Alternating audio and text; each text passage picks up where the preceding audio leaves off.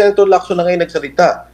Merong ginawang affidavit si Yusek Bernardo, sumulat sa kanya at sinabi niya to. So, napakahirap talaga ng trabaho niya. Nakakatulong ba to? Eh, syempre hindi. Kasi parang lumalabas talaga at nakikita naman ng taong bayan na pinagtatakpan lang yung kasinungalingan. Magandang araw mga kababayan. Mainit na isyu ngayon ang pagbubunyag ng mga tinatakpang korupsyon sa gobyerno. Ayon kay dating Congressman Mike Defensor, hindi na raw mapipigilan ang paglabas ng katotohanan kahit pa ito ay tinatago noon. Ano nga ba ang ibig niyang sabihin? Panoorin natin ang buong pahayag. Kung gusto mo ng ganitong mga balitang viral at mainit na isyu sa Pilipinas, huwag kalimutang mag-like, mag-share at mag-subscribe sa Pinoy Trendline TV. Narito ang buong video. Makokonekta mo ba, Kong Mike, yung nabanggit ni Congressman Ega Erice, ni Congressman Antonio Tino, kasi parang 5 daw sila ng mga mambabatas na parang inibita raw ni Congressman Leviste, no? At doon yung sinasabing secret convo, matagpi-tagpi mo ba yon doon sa mga nabanggit ni Undersecretary Bernardo na parang binabaliwala noong mga unang mga investigasyon, Kong Mike? Actually, Admar, ako mismo, nakita ko yun at nabasa ko at narinig ko rin yung video. Nag-usap kami ni Congressman Leviste, siguro mga 2 linggo nang nakaraan, at ako din mismo naging saksi doon sa mga ipinakita niya. So ako, may personal knowledge doon sa mga ipinakitang text at video messages ni Congressman Leviste. Pero tama yung binanggit mo, Admar, di ba kung naalala mo, actually no less than Senator Ping Lacson ang nagsalita dito. Kasi nung magsalita si Saldico, sabi ni Saldico noon, siya daw yung nagbigay ng 25 billion. Agad-agad sumagot si Undersecretary Bernardo sa isang sulat na binigay niya kay Senator Ping, na ito naman ay officially dineliver sa isang privilege speech ni Senator Ping Lacson. Sabi niya, yung 100 billion, 81 billion doon ang DPWH. Yung 19 billion, yung 19 billion, sabi niya, sa ibang mga proyekto yun, hindi naman sa DPWH. At mula doon, 51 billion ang mismong inayos ni Undersecretary Bernardo. Kasi parang ang lumalabas sa speech ni Senator Ping, parang sinasabi niya, walang alam ang Pangulo. Ginamit yung pangalan niya ni Yusek Traigib Ulaybar at ni Yusek Bersamin. At sinabi nga na yon, may delivery na pera na umigit kumulang 8 billion pesos. So, official records yan. Nagsalita Senator Ping, tapos yung pinapakita ni Congressman Leviste, talagang tugma. Wala namang walang masasabi nating hindi totoo o labas dun sa mga pinag-uusapan. Ang sumagot nga Saldico dun sabi niya, hindi totoo yan. Sabi niya, iba pang pondo ang pinag-uusapan daw ni Yusek Bernardo. So parang nagkaroon pa sila ng pagdebate tungkol dun sa pondong yun. Pero ang mahalaga, sa nabanggit mo, Admar and MJ, na mismo sa speech ni Senator Lacson, nabanggit niya na yun. Kaya dapat ipursuy ang investigasyon na yan at yung hawak ni Congressman Leviste ay pagpapatunay lamang doon sa mga nabanggit na delivery ng pera. Ang tanong, Kong Mike, sino ang mag-iimbestiga? Meron pa bang tingin mo magkakaroon ng legit na talaga na resulta? Kasi sa Senate Blue Ribbon, marami mang ng mga nabanggit din si Congressman Egay Erice. In fact, meron na nga silang committee report, no? At nababanggit na parang wala doon ang yung involvement ng Pangulo. Hindi rin nababanggit din ata yung pangalan ni Bersamin for further investigation. Sino mag-iimbestiga dito sa Ombudsman, sa ICI, sa Kamara? Meron pa bang mapagkakatiwalaan na legit talaga, na credible yung magiging resulta at walang papanigan?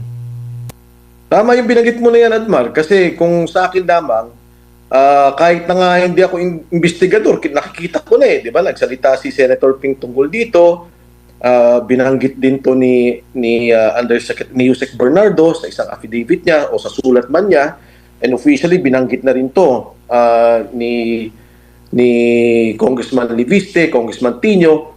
So, ang tanong nga, kasi parang tuwing meron pupuntahan yung investigasyon, natatamaan si Speaker Martin Romualdez o di kaya tatamaan si Pangulong Bongbong Marcos, humihinto at nawawala o hindi na natutuloy yung investigasyon. Kaya ako, para sa akin, Admar, alam mo, nakakalungkot isipin kasi nga parang kompormiso yung mga institusyon. Yung ICI, talagang wala ka namang aasahan. In fact, as early as December, nagsabi na yung abogado ni Speaker Martin na walang findings ang ICI ni investigasyon. Sabi ni Secretary Vince dati, meron daw. Pagkatapos, wala naman tayong nakita, maging sa Blue Ribbon Committee report. So sa ICI, sa Blue Ribbon Committee, wala tayong makita. Sa Ombudsman, kasi di ba sa Ombudsman naman sana, tinitingnan natin yung mga final nila mga kaso. Yung ba'y magpapatuloy pa? Kasi hanggang doon na lang si Saldico na lang yung pinaka-mastermind na lumalabas. In fact, kahit na nga sabihin mo na, sige, sabihin na natin, mastermind Saldico, paano itong kay Trigib Olaybar? Paano itong kay Yusek Bersamin? Ganun na lang ba na yung 8 bilyon na binanggit na delivery ng pera, may armored van pa na binabanggit, talagang organisado katulad ng mga binanggit ko, yung nakawan, magmula sa budget, pati yung delivery, may mga armored van pa, nakikita sa Diamond Hotel, binanggit siya ni Yusek Bernardo, parang binali, wala nang pinagpatuloy doon sa mga investigasyon. Yan ang nakakalungkot. Pero sabi ko nga, Admar, MJ, hindi naman natatapos dito ang ating bansa o hindi naman natatapos ditong usapin ng hustisya. Darating din ang panahon, maungkat lahat yan, makikita lahat itong mga nakawan na nangyari, sino mga involved, sino mga delivery ng pera, magkano pa lang nakuha. Kaya nga yung binabanggit ko dito sa mga grupo nila Yusek, ni Secretary Bersamin, ni Secretary Pakandaman, at lalo itong dalawang bata, no? Si Yusek Adrian Bersamin at Yusek Trigib Olaybar, magsalita na sila kasi aabot at aabot din sa kanila yung kamay ng hustisya. Aabot at aabot din sa kanila yung investigasyon. Maaaring hindi ngayon, maaaring silang makalusot, pero paano, no? 2 taon mula ngayon, pagka nag-iba ang administrasyon, at wala akong sinasabi kung sinong Pangulo, pero tingin ko kahit sinong administrasyon ay talagang titingnan to at aalamin kung sino talaga involved. Kawawa naman yung mga bata. Kung wala silang alam, ngayon pala magsalita na sila. Kong, good evening. Si MJ po ito. Sir, do you think nakakatulong itong mga sagot ni Yusek Claire Castro doon po sa communication gap na nangyayari, considering na ang hinahanap ng taong bayan ngayon ay sagot mismo mula sa presidente hinggil po dito sa pagkakaugnay sa kanya sa mga kickback noong panahon ng eleksyon, lalo pat nababanggit yung mga alyansa, mismong yung artista, performer, nakatanggap rin, pumaldo rin. Kinumpirma po yan ni Congressman Egay Irice.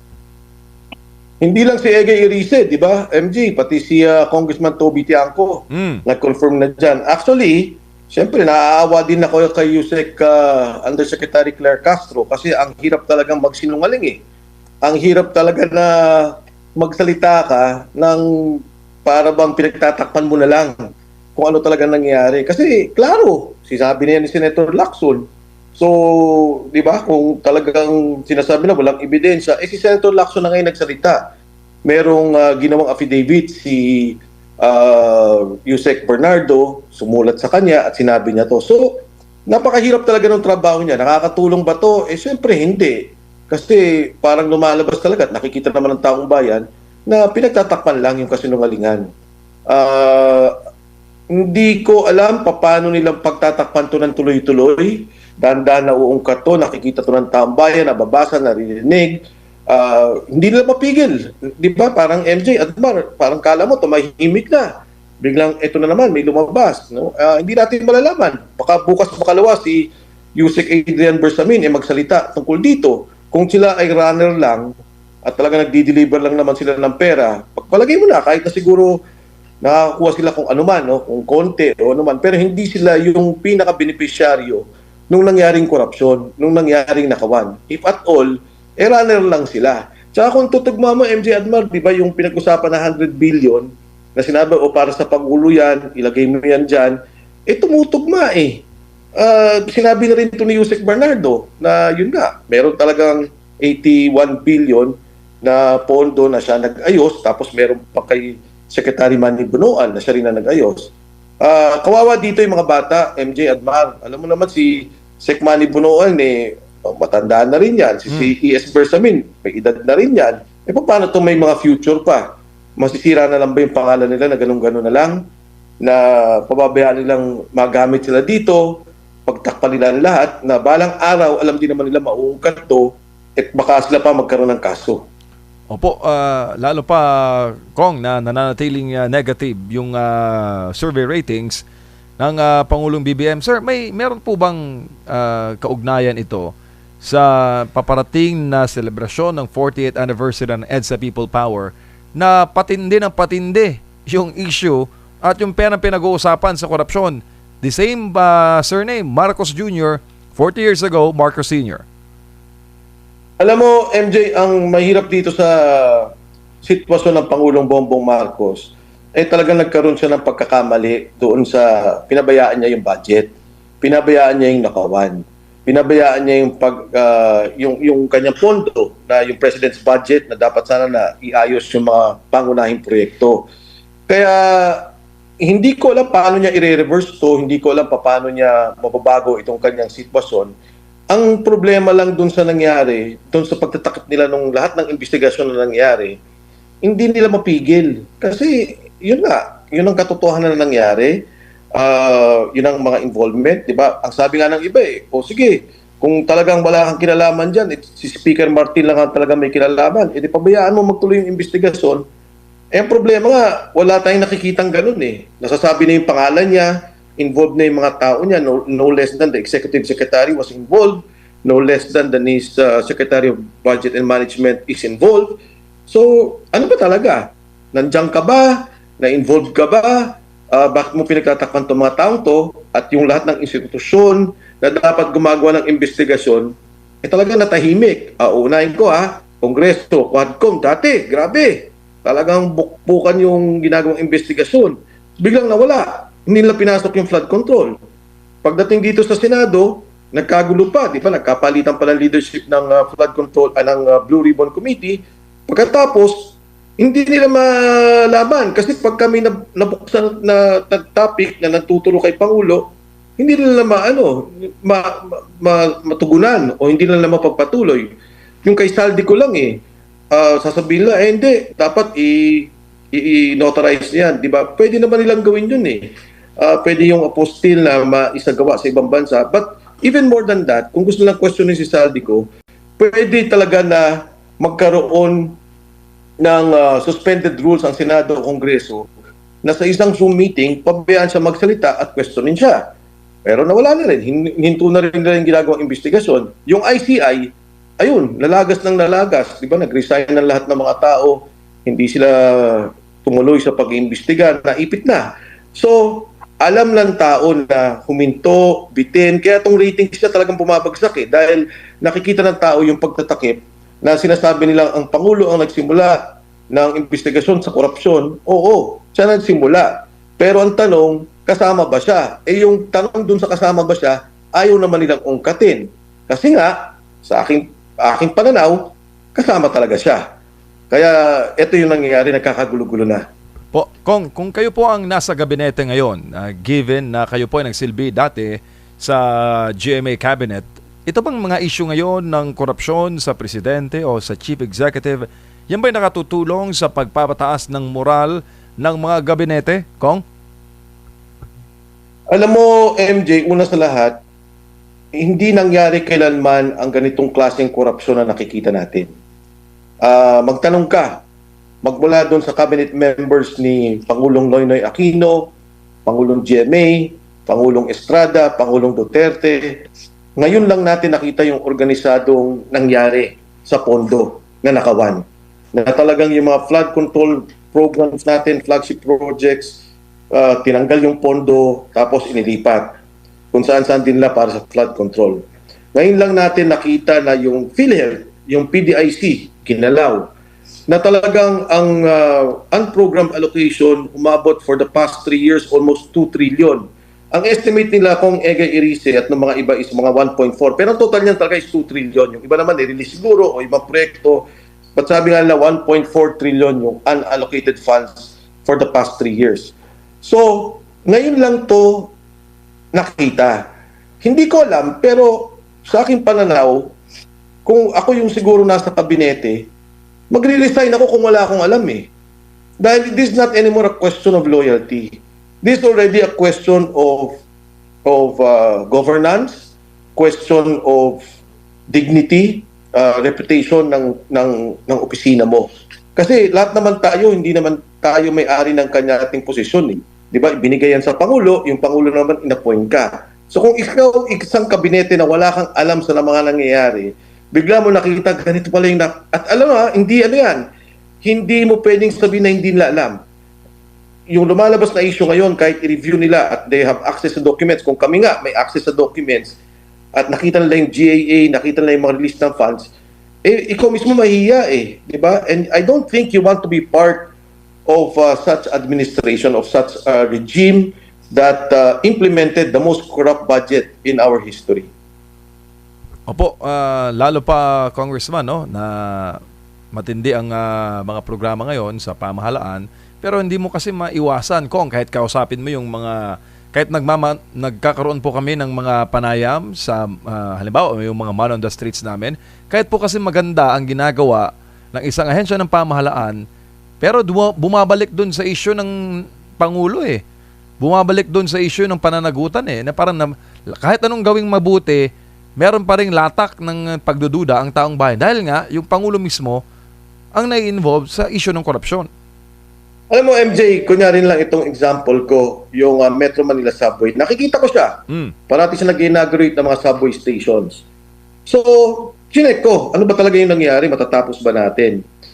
Ang lumalabas talaga hindi kaya, 2032. Pero baka matapos nila kung bibilisan nila yung 3 stasyon. Ang mabigat, yung Metro Manila Subway, ang budget for this year is 40 billion. Ginawa nilang 20 billion.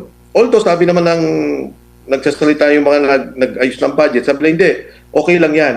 Kasi although nasaan program yan, sabi na pagka daw pinush yung project, andyan naman yung pondo. Parang ang point ko, di ba dapat yung 40 billion, talagang pinograma na nila at tinutukan nila na ma-implement at matapos kahit man lang 3 stasyon. So we have now a situation na ang mga tao talaga, or let's say yung budget ng mga congressman, nagbago ba? Hindi rin naman Di ba? Parang nangyari. On average, I would think nasa 2 billion pa rin yung budget kada distrito. So, okay lang naman yun. Walang problema kung malaki budget mo. Pero kung ang budget mo 700 billion, na dapat sana tutukan mo yung mga malalaking proyekto, hindi magawa. Tapos ito, MJ Admar, nakita ko yung hearing dun sa DOTR sa Kongreso. Yung mga taga Mindanao nagagalit. Sabi nila, bakit hindi matapos-tapos yung o mapondohan yung railway ng Mindanao? Sabi ng DOTR, kasi pumunta kami sa proponent, tapos yung proponent hindi na kami pinapansin. Paano yung proponent na yun? Is a Chinese company. Di ba, nag-aaway-aaway ngayon, gumagawa sila ng mga, ano ba sasabihin ko, nagkakaroon talaga ng mga away na personal. Siyempre, yung gobyerno ng China o yung mga korporasyon doon, ayaw sigurong pondohan na yung proyekto. Ito lahat epekto ng governance. Ito lahat epekto ng liderato. At yan yung nakikita natin sa ngayon. Hindi ko alam, yung binanggit mo, yung man on the streets, governance, hindi ko alam kasi lahat ng kausapin ko rin at sinasabihan ako ng mga tao, sige ho, ituloy ninyo yung laban. Grabe ho naman yung nakawan. Siguro narinig nila, bilyon-bilyon talaga yung narinig natin at nababasa natin. Maraming galit talaga sa nangyari. Opo, bago lang ulit si Partner Admar Kong, sa inyo pong karanasan bilang naging cabinet, naging secretary po kayo sa isang ahensya ng pamahalaan, pag mga cabinet meeting o pagsama-sama po ng mga gabinete, kailan po nakakaroon, sir, ng distrust sa isang sitting president? Okay, alam mo, yung kay President GMA may nangyari namang ganyan. Kasi at that time, di ba nung lumabas yung Garci issue, may mga ilang grupo kami na talagang yung tinatawag nilang Hayat 10, na doon nagsimula yun, nagsalita sila at sinabi nila, hiwalay kami kay Presidente. At hindi lang to basta nag-resign. Talagang gumawa sila ng isang setup, talagang pinlano nila at nag-resign silang lahat against President GMA. Ang isa sa mga kasama ko doon, in fact, nandiyan pa naman si Secretary Abad, at that time si Yusek Chito Gascon. Si Yusek Gascon was DepEd. Sabi ko sa kanya, Chito, may nakita ka ba na pandaraya at that time? Kasi ang DepEd, ang head ng lahat ng teachers. Meron bang isang teacher, principal, superintendent na nakuha kayong ebidensya na talagang ginulo o niloko yung resulta ng eleksyon? Kasi sabi niya wala. Sabi ko, bak ganun? Kayo nga ang involved sa bilangan. Yung departamento nyo, sana man lang may isang ebidensya kayo para mapakita at ma-justify yung inyong posisyon. In the case of President Marcos, nagsalita yung saldi ko. Sabi niya, hindi, nag-deliver ako ng pera sa'yo, ito yung 100 billion insertion na ginawa mo. Hindi naman dininay. Nandun naman yung insertion. Pinirmahan talaga yung unallocated funds. Pagkatapos yung release ng budget, yung pag-approve ng budget, yung unallocated, bago lumabas yung unallocated funds, MJ at Bara, pipirmahan ulit ng presidente yun kasi dapat sabihin na meron talagang extra na funding. Si presidente pa rin na mag-go dun. Si presidente na magsabi, sige, release na yan. At saka makikita mo talaga, marami dun sa unappropriated funds, nasa flood control. So nagsasalita itong saldi ko, nagsasalita yung USEC mo, nagsasalita si Manny, yung district engineer. Ang linaw ng ebidensya eh. Napakalinaw. Tapos sinasabi nga, may delivery kay Martin Romualdez. Diba? Hindi naman na pinapatuloy yung investigasyon doon. So ito, para sa akin, very clear na may violation at very clear sa akin na hinaharang ang investigasyon.